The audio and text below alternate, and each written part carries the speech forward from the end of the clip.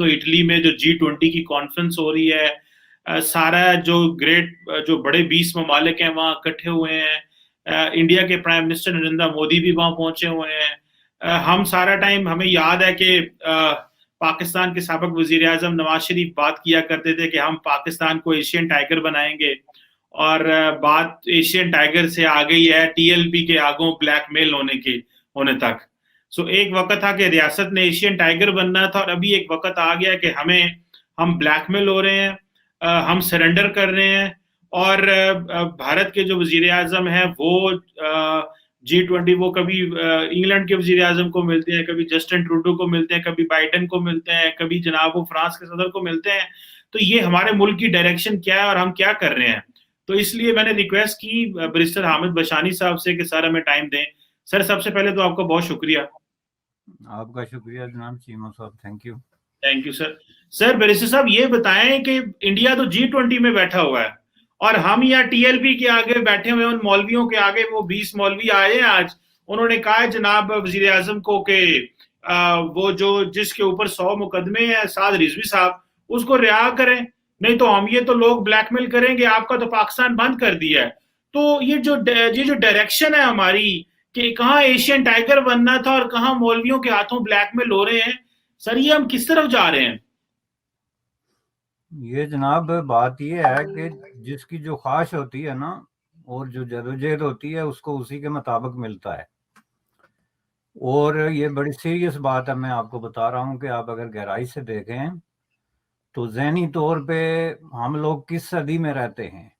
आपका prime minister जो है वो ज़हनी तौर पे किस सदी में स्टक है। यहाँ तक कि मैं आपकी खिदमत में ये अर्ज करूँ कि ये एशियन टाइगर वाला काम भी अब बहुत पुराना हो गया है। ये जो है ये पिछली सदी की आखिरी 1-2 दहाइयों में कोई बात होती थी, कोई एशियन टाइगर की बात होती थी। अब लोग बहुत अगली बात कर रहे हैं उससे 50 साल आगे। तो मोदी साहब वहां बैठे हुए हैं जहां उनको बैठना चाहिए, या उनकी काम जिस तरह एक फॉरवर्ड लुकिंग किस्म की काम के तौर पे देख रही है कि हमने इंटरनेशनल कम्युनिटी के साथ किस तरीके से इंटरेक्ट करना है और किन किन टर्म्स और कंडीशंस पे करना है, और इन रिटर्न हम क्या चाहते हैं और क्या बनना चाहते हैं। अब इंडिया के साथ आपका एक मसला है, और आप उसको ऑफिशियली ना सिर्फ तस्लीम करते हैं बल्कि प्रोमोट करते हैं कि इंडिया हमारा दुश्मन है, और उसमें किसी किस्म की कमी करने की बात आप नहीं करते, बल्कि जब कभी आपको मौका मिलता है उस पर तेजाब फेंकते हैं या जलती पे तेल फेंकते हैं, और अंदर ही अंदर आपकी ये ख्वाहिश होती है कि इंडिया हमारे खिलाफ कुछ ना करे। अब ये एक ऐसी मासूमाना बात है कि जब आप अपना कोई इस तरह का मंसूबा लेके आते हैं, वो सबूताज हो जाता है या आपके खिलाफ कोई ऐसी हरकत हो जाती है, तो एकदम वही ट्रैफिक वाली बात आप खड़ी कर देते हैं कि भाई वो तो इंडिया है। भाई आपको पहले इंडिया नजर नहीं आ रहा? आप जब ये कहते हैं कि पाकिस्तान के हर मामले में, इवन रावलपिंडी में जो है वो एक हिजाम की दुकान पे जो बंदा बैठा हुआ है वो भी राह का एजेंट है, तो फिर आप ये बताएं हमें कि इतनी बड़ी ऑर्गेनाइजेशन जो आप कैद करने की कोशिश कर रहे हैं, उसके खिलाफ जब आप ये एक्शन लेंगे तो आप इस फैक्टर को कैसे हटा सकते हैं, अगर ये हकीकत है भी। दूसरी चीज ये है कि ये बहुत बड़ी मुनाफिकत है जनाब, इसमें कोई इंडिया विंडिया नहीं है।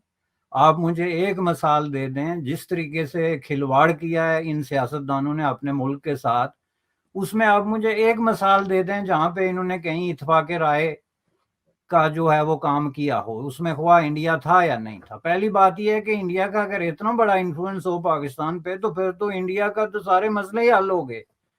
ये तो हम इतनी बड़ी आइडियल किस्म की बातें करते हैं। आप ये देखेंगे जो बड़े बड़े मसले थे, जिसमें मसलन आपको 71 में पाकिस्तान टूट गया, उसमें ये एक इजलास तक जो है वो नहीं कर सके इवन पार्लियामेंटेरियंस। चलें छोड़ें आम लोगों को या किसी और कुव्वत को आप छोड़ें, और आपने खुद जानबूझ के जो है एक ऐसी पॉलिसी इख्तियार की जिसकी वजह से आपने इस सतह पे जाना था, लेकिन बाद में आपने उसको भी एक वो बना के पेश किया। कभी इनके दरमियान इत्तफाक राय रहा ही नहीं है। जो पाकिस्तान में इस तरह की कुफ्तें हैं, पहली बात यह है कि पार्लियामेंट की कोई अहमियत है ही नहीं। और मैं आपको लिख के देता हूं कि पाकिस्तान की तारीख में आज तक कोई भी पार्लियामेंट ऐसी नहीं जिसने कोई ऐसा काम किया हो, जो रिमार्केबल को डिसीजन किया हो, कोई मुश्किल डिसीजन किया हो, ऐसा कभी नहीं होता। वो डिसीजन हमेशा दूसरे पैकेट्स में बैठ के होते हैं। उसके लिए आपने डिफरेंट किस्म के फोरम्स बनाए हैं, डिफरेंट किस्म के तरीके निकाले हुए हैं। कहीं आप सदारती आर्डिनेंस जारी करते हैं, कहीं वजारती काम करते हैं। तो इसलिए जनाब ये बात है कि इसमें इनका ये होता है कि इत्फाक राय हो नहीं सकता। और जिस तरीके से आपने ये बड़ा राइटली पॉइंट आउट किया है कि अब इसमें कोई एक तो पॉलिटिकल पार्टी हो ना जो ये खड़ी होके कहे कि भाई ये चीज़ जो है इस तरह नहीं इस तरह होनी चाहिए, लेकिन जब वो मज़हब की बात आए, और मज़हब की बात भी कहाँ है, मैं अगर इस वक्त उठ के जो है एक बहुत बड़ी दाढ़ी रख के टोपी पहन लूँ तो क्या मुझे इख्तियार मिल गया कि मैं मज़हब के नाम पे जो करता फिरूं, कोई पूछने वाला नहीं है। अब ये तो बात नहीं कि जी ये लोग कोई मजहबी हैं या ये नमाज पढ़ते हैं या कोई मस्जिद खोलते हैं तो इसका मतलब ये हुआ कि ये जो मर्जी करते रहें। इसमें आप कंपैरिजन करके देखें कि आप क्यों बैठे हुए हैं टीएलपी वालों के साथ। इसलिए कि आपका ओढ़ना बछूना, आप जो है वो 7वीं 8वीं सदी से लेके 12वीं 13वीं सदी के दरमियान के वो जितना जनाब किस्से कहानियां हैं, जो वाक़यात हैं, जो चीज़ें हैं, चलें वो अपनी जगह बहुत मुक़द्दस है, ही उनका हम बड़ा एहतराम करते हैं, लेकिन उनका आज के ज़माने से कोई ताल्लुक नहीं है। आज के ज़माने में आपके प्रॉब्लम्स जो हैं वो ये हैं, फॉर एग्ज़ाम्पल कि आपको जो है वो एनर्जी डेफिशिएंसी का सामना है। गुज़श्ता 15-20 साल से पाकिस्तान जो है वो अंधेरे में रहने वाले मुल्कों में से एक है, चंद एक अफ्रीकी ममालिक के साथ-साथ जो है वो पाकिस्तान। तो आप अगर बैठ के आपके कॉन्फ्रेंसेस इस मौजू पे ना कर रहे हैं कि एनर्जी को कैसे जनरेट किया जा सकता है या इंटरनेशनल ट्रेंड्स क्या हैं एनर्जी लेने के, या जदीद जो टेक्नोलॉजी है उसके मुताबिक जो माहौलियाती फ्रेंडली एनर्जी है वो कैसे हासिल की जाती है, उसके बजाय आप 24 घंटे लोगों को ये दर्श दें कि मैं जी रियासत मदीना बनाने आया हूँ। तो अब ये एक लफ्ज़ तो बहुत अच्छा है, लेकिन रियासत मदीना में तो कोई एनर्जी नहीं थी। तो एनर्जी के लिए तो फिर आप ज़ाहिर है रियासत मदीना से तो कोई गाइडेंस नहीं ले सकते ना। उसके लिए गाइडेंस आपको वही G20 वालों से लेनी पड़ेगी जिनके साथ मोदी साहब इंटरैक्ट कर रहे हैं। ये एक, मैं आपको एक दरमियान की एक चीज़ बता रहा हूँ कि जो हमने एक अप्रोच ली हुई है, आइडियोलॉजिकल गाइडलाइन मुतय्यन की हुई है, और जो हमारे प्रैक्टिकल प्रॉब्लम्स हैं लाइफ के, उनमें बहुत बड़ा फ़र्क है। फॉर एग्ज़ाम्पल ये कैसे हो सकता है दुनिया के किसी मुल्क में, मैं आपको गारंटी से कहता हूँ कि जहाँ पे बहुत ज़्यादा कॉन्फ्लिक्ट्स हैं और प्राइवेट ग्रुप्स जो हैं उन्होंने सिविल सोसाइटी को टेक ओवर किया हुआ है, जिस तरह के अफ्रीका की कुछ रियासतें हैं, वहाँ भी कोई जी शऊर आदमी ये मुतालबा नहीं कर सकता कि यहाँ से आप फलां सफीर को निकाल दें। पहली बात ये होती है कि ये किसी इस तरह के जो प्राइवेट ग्रुप्स हैं ये उनका काम नहीं होता ये चीज़ें तय करना। और दूसरी बात ये है कि वो ये मुतालबा क्यों कर रहे हैं कि इसलिए कि आपकी हुकूमत उनके इस मुतालबे की हमदर्दी में उनसे भी 2 कदम आगे है। आपके जो प्राइम मिनिस्टर हैं और आपके जो मिनिस्टर ऑफ ये जो वज़ीर दाखिला हैं, इन्होंने 3 बार से भी ज़्यादा ऑन रिकॉर्ड ये कहा है कि ये इन लोगों के जो ख़ातिमुन नबीयीन के हवाले से या इस तरह के जो मुतालबात हैं इसमें हम इनसे भी आगे हैं, और हमारे जज़्बात और वगैरह-वगैरह यानी फ्रांस के ख़िलाफ़ जो भी इनके मुतालबात हैं हम इनसे भी अगली जो है इस सिलसिले में जज्बात रखते हैं। तो इस हवाले से फिर आपके साथ कौन बैठेगा वहाँ? पाकिस्तान में कोई सेकुलर प्रोग्रेसिव लिबरल कुव्वत तो आपने जिंदा नहीं रहने दी। उनको तो कुफर और औलाद के फतवे लगा के तरह तरह के उनके खिलाफ टैक्टिसेस यूज करके उनको आउट कर दिया।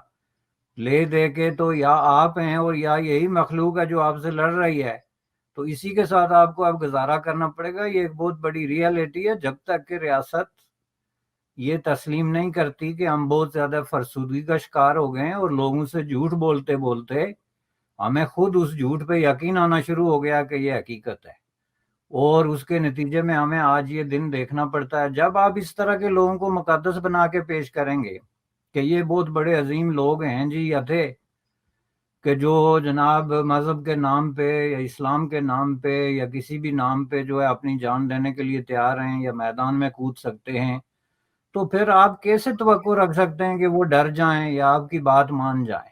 ये तो आपके अपनी तालीम, अपने असबाक हैं, जिससे कि वो ताकत लेके तो आपके खिलाफ जो है वो बगावत कर रहे हैं। जिस मुल्क में आप ऑफिशियली 50 साल से ये चीज़ें पढ़ा रहे हैं कि अल्लाह की राह में जान दे दें बगैर सोचे समझे कि अल्लाह की राह होती कौन सी है, اور جان دینے کے تقاضے کیا ہیں اور اس کے لیے کیا حدود و قیود ہوتی ہیں اور اس کے لیے اسلامک گائیڈ لائن کیا ہے.